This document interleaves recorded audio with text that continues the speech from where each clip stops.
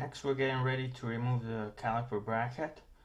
There's these two bolts that secure it to the steering knuckle on the back here, and they are in there very tight, so you might even need a breaker bar to get these bolts loose. Once you remove the two bolts, you'll be able to remove the caliper bracket.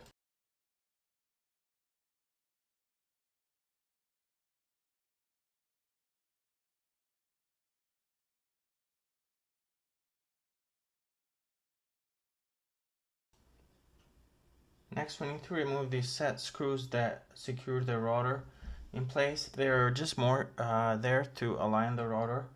Some models might have just one screw, and in some cases that will there's others that will have two, like in this car.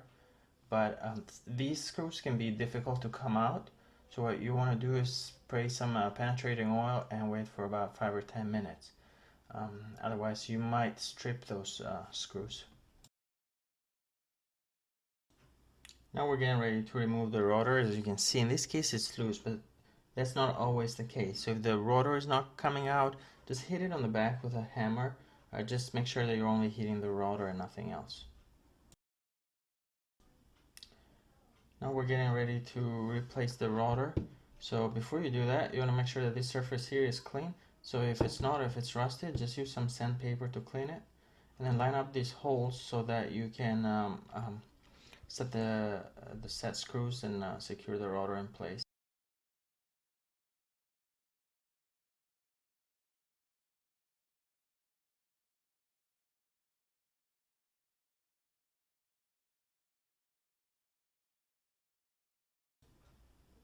Here we're getting ready to replace the caliper bracket.